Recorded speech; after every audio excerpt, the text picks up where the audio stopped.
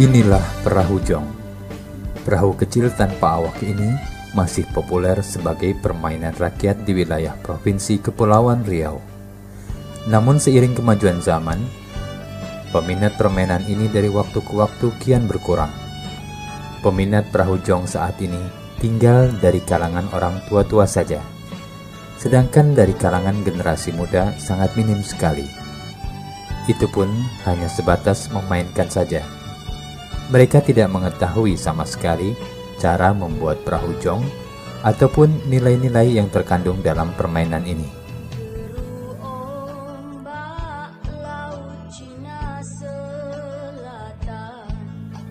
Sejak kapan mulai adanya permainan jong ini?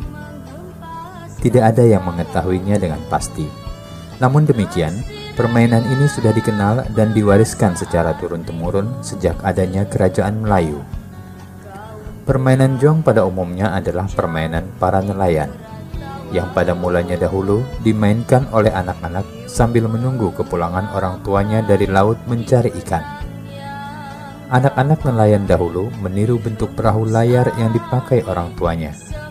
Mereka membuat perahu layar mini tanpa pengemudi yang dilepaskan di laut menuju pantai atau darat.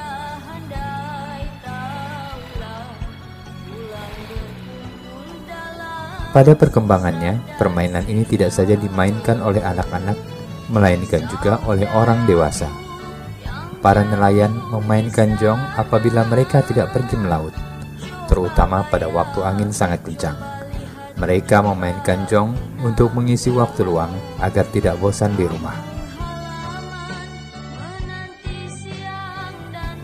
Untuk memainkan jong tidaklah mudah, dibutuhkan keterampilan khusus.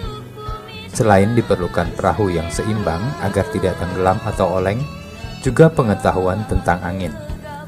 Apabila tidak menguasainya, jong akan terbawa arus ombak dan tidak akan berjalan lancar. Permainan jong tidak dapat dimainkan sembarang waktu.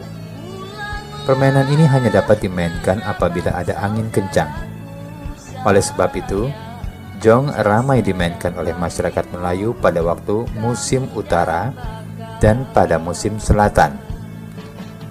Pada musim ini, arah angin bertiup dari laut ke darat. Permainan jong dimainkan oleh para nelayan pada siang dan sore hari.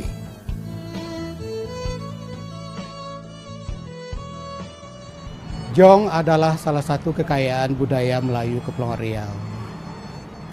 Mengenai sejarah jong, itu diperkirakan sudah ada 1400 tahun Masehi. Awalnya, jong itu dimainkan oleh anak-anak dan lokasinya bisa di lopak atau di laut.